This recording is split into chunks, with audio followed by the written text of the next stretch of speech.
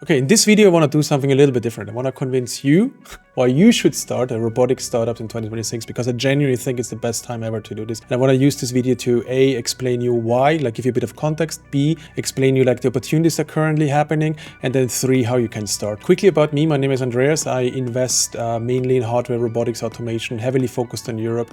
And we just launched our 3rd fund, so we're actively looking for companies to invest in. You can hear more about this on the YouTube channel, actually, where we launched a launch video for the fund. So yeah, check it out afterwards.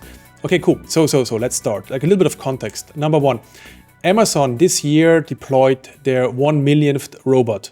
And this is just a start. You can basically expect this to ramp up like this, because they also want to automate more and more all of the parts of the logistics and the warehouse and so on and so on.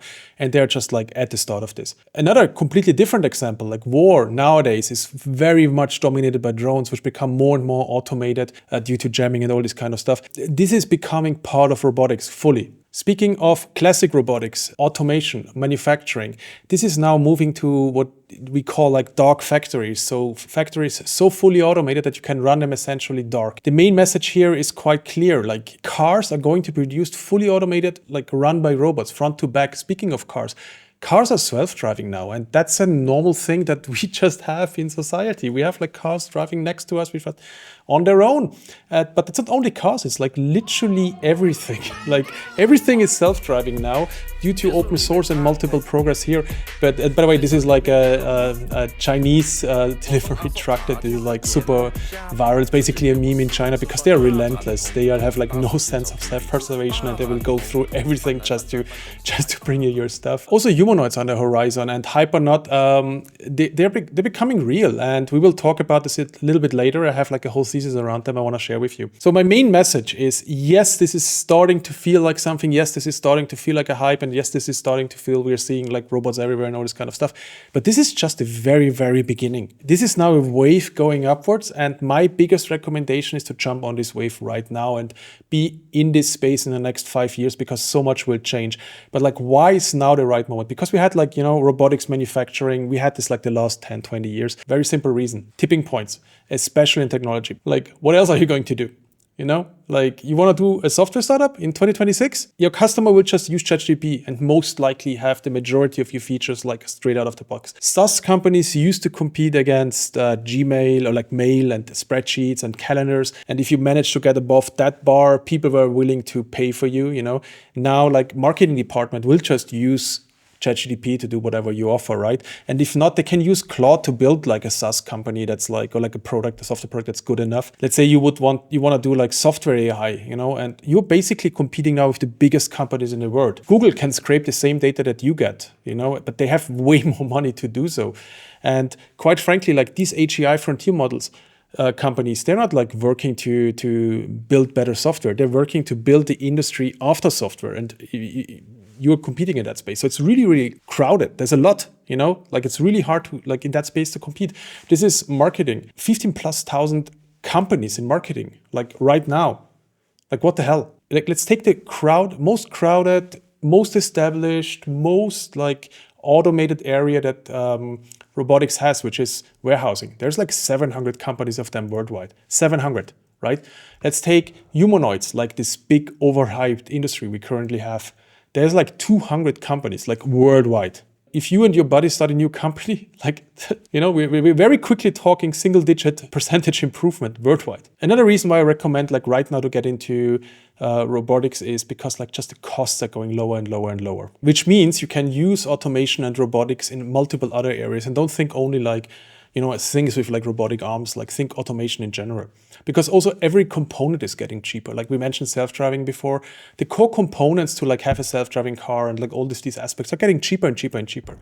Also, the suppliers and the manufacturers actually building these machines then together with you are actually now more open than ever to work with you. For example, in Europe, car manufacturing is had a little bit of a bump in the last year. So they are happy to now work with startups, even if it's smaller batch productions, to jump on that next waves. Another very, very strong reason why now in 2026 is a very good moment to jump on this is because we are in the middle of a Will Smith moment. If you remember that meme with the spaghetti, it used to look horrible, not 2 years ago, And then, by the way, the video on the right side is also a year old. So we are now already photorealistic Will Smith spaghetti eating.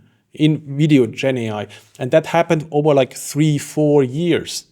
We're having this moment right now in robotics, and like the easiest example is like computer vision.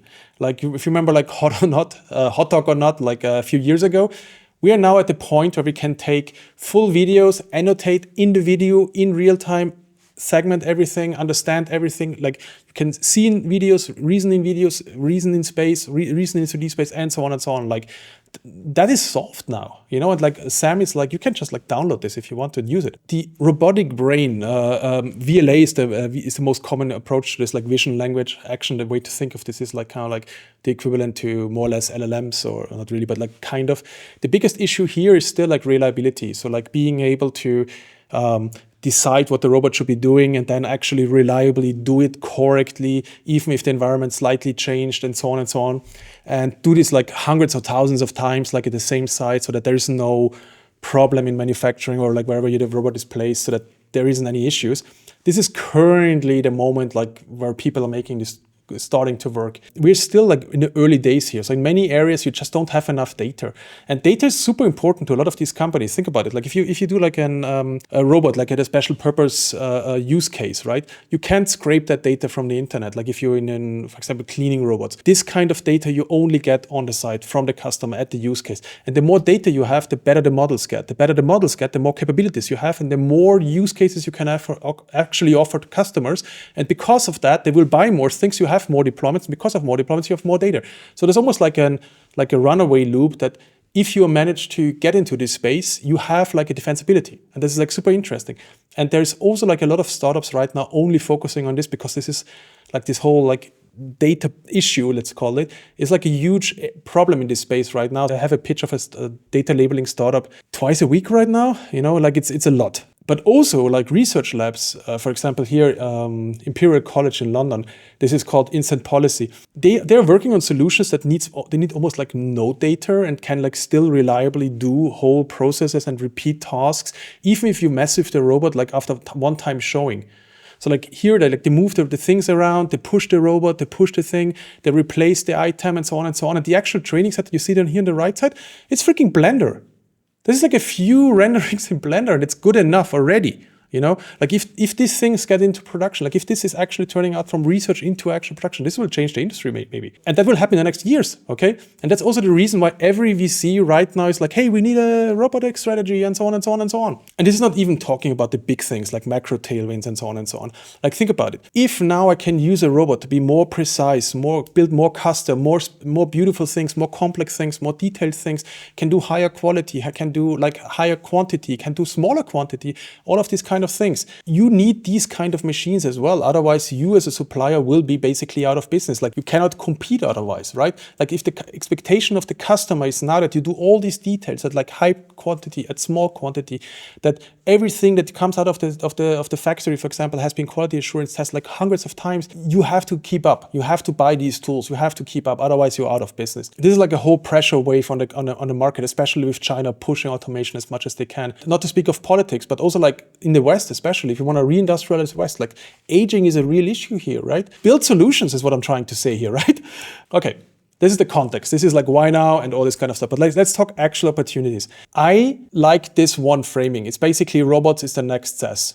You can literally look at every industry that you can think of, look what they currently do, and figure out, you build a robot for this one specific task, one specific problem, one specific, and so on and so on and so on. And not just think like, can I replace a human here? Also think like, if I can actually run this around the clock, like 24 hours, if I can do this like quicker, faster, in smaller batches or whatever, like, is this opening up new opportunities that this industry actually needs anyway?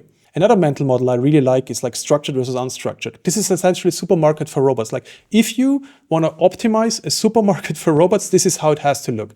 And the reason is quite simple, because in a normal supermarket, people run around. Like chaos is happening everywhere. Like half the shelf is like the wrong products and so on and so on. You cannot do this right now yet in robotics. So a way to think about this is like, how much is this environment meant for robots or meant for humans? And now with the emergence of like the capabilities of like VLAs and like all this kind of stuff, it's more and more possible to have dynamic environments. It's more and more possible to have this like little bit more chaos and human space and entering this human space, it's more and more possible to have like not like every time exactly the same thing, but slightly different, right? Like all this kind of stuff, so like structured versus unstructured. And more of the unstructured space is opening up right now. Another thing that I always recommend my founders is like look at niches. There's absurd like niches, like jobs that should be done, that can't be done because you cannot like find people to do it, like cannot pay people to do it, or it's just like extremely complicated to do it. And like very frequently it's like some random small little task that has to be done. If you can build a robot or like an automation for this one specific problem, this can be used globally by like hundreds, if not thousands, if not millions of customers. Another mental model I like to think about opportunities and like how to think about this is like vertical versus horizontal. Like in robotics, they usually call it general. A vertical robot, a vertical automation is like a washing machine, right? The general robot is like the humanoid filling the washing machine. And the way to think of this is like, how much is this like special purpose for like one use case, and how much is it like in general we want like, we don't know yet the use case, and it will be multiple of them, right? For special purpose, like there's a form follows function. You don't want the robot to use a tool to clean a pipe. You want the robot directly to clean the pipe. Like the robot should be a snake just cleaning out the pipe, right? Or a better example is actually forklifts. Like how would you design a forklift, a fully automated one? Would you put like a humanoid in there? Or would the forklift look more like this? This is a company in Munich called Philisis. Or like tractors, like this is the John Deere fully self-driving tractor. It's basically like their old model and just like patched, You should actually rethink a tractor from ground up and like make it more look like this one that's from Spain, company called Voltrac. Make it like hot swapper batteries, fully electric, can like lift 4 tons, like run around 24 hours a day and so on and so on. This is closer to like an ground drone in military, for example, right? Like the idea of this is that you are able to like run it overnight and like just like completely rethink how you manage a farm. The other thing why I personally like robotics right now is small teams can move really, really fast. Like this is a company called Rollo. They had their first prototype a year ago and the prototype was built like by one person with 2 friends of him helping. And this is now already showing at CES like a few weeks ago. They always say like it's so slow and whatever. You can extremely fast build and like prototype already.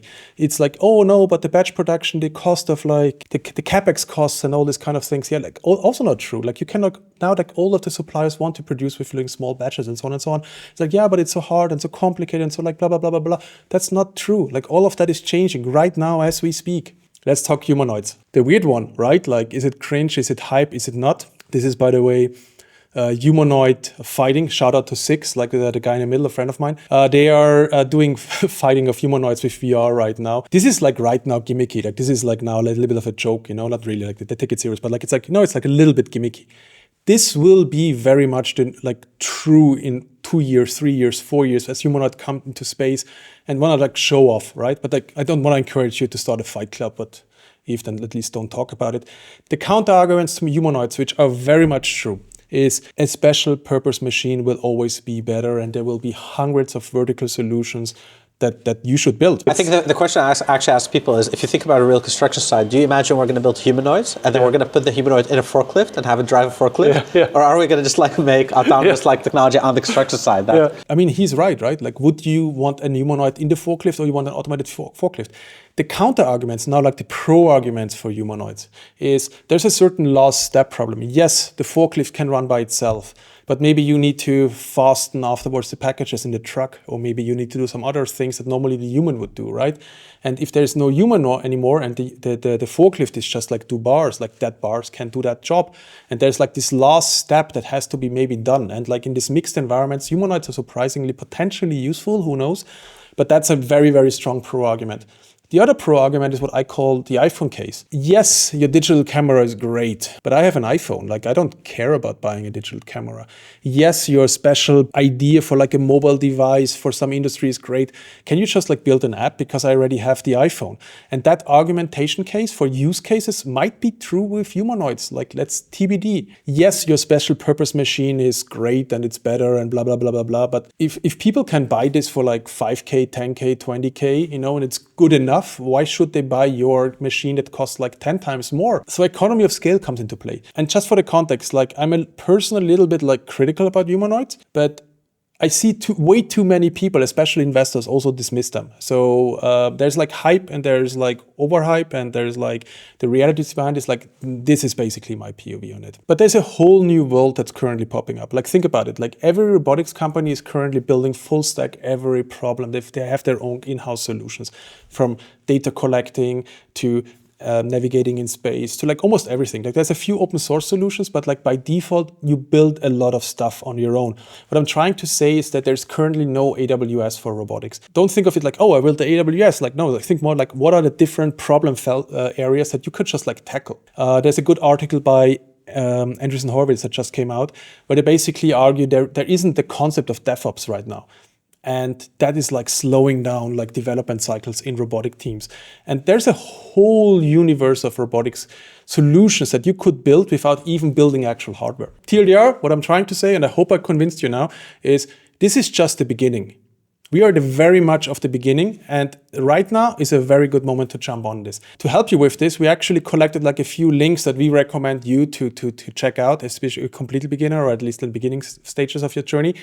On our Substack. And also, if you are more experienced with robotics, do me a favor, reply below, like what did we forget, what would you recommend, and so on and so on. And also send us your demos, because we want to do like a follow-up video to this and showcase what kind of like solutions you guys built. And we want to like showcase what the community built. And like, so like you please send us your demos. We want to like feature you. If this kind of stuff is interesting for you, number one, please like and subscribe, because it's super important that to somehow teach this algorithm that like this kind of content is actually useful, like to people like you. And number two, up here is also another video, which is about Sunrise. We mentioned them before. We talk with them how they build their robots for small batch production, but also like we go with them into the manufacturing side to see how they're actually done. Anyway, thanks for watching. See you in the next video.